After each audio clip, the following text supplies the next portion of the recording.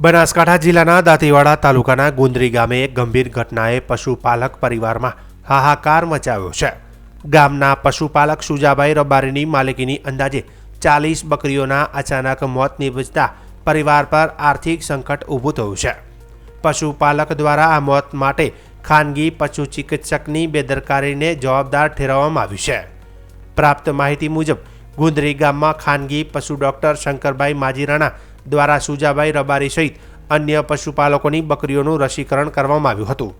આરોપ છે કે કુલ મળીને આશરે 70 બકરીઓને ટીકાકરણ કરવામાં આવ્યું હતું, જેમાંથી સુજાભાઈ રબારીની 40 બકરીઓ થોડા જ સમયે અચાનક બીમાર પડી અને એક પછી એક મોતને ભેટી ગઈ. આ ઘટનાથી પશુપાલક પરિવાર સંપૂર્ણપણે ભાગી પડ્યો છે. સુજાભાઈ રબારીનું કહેવું છે કે બકરીઓ સંપૂર્ણ સ્વસ્થ હાલતમાં હતી અને રસીકરણ બાદ તેમની તબિયત લથડી હતી. પશુપાલનનો આક્ષેપ છે કે ખોટી દવા અથવા અયોગ્ય રીતે રસીકરણ કરવાના કારણે બકરીઓના મોત થયા છે. બકરીઓના મોતથી લાખો રૂપિયાનું નુકસાન થયું હોવાનું પશુપાલકે જણાવ્યું છે, જેના કારણે પરિવારના રોજગાર પર મોટો અસર પડી છે. આ મામલે પશુપાલકે સરકાર અને પશુપાલન વિભાગ પાસે ન્યાયની ગુહાર લગાવી છે. પશુપાલકની માંગ છે કે સમગ્ર ઘટનાની તટસ્થ અને નિષ્પક્ષ તપાસ કરવામાં આવે. ખાનગી પશુ ચિકિત્સકની ભૂમિકા તપાસી યોગ્ય કાર્યવાહી કરવામાં આવે અને થયેલા નુકસાન માટે વળતર આપવામાં આવે તેવી માંગ કરી હતી. સ્થાનિક સ્તરે આ ઘટનાએ ભારે ચર્ચા જગાવી છે અને અન્ય પશુપાલકોમાં પણ ભયનો માહોલ છે.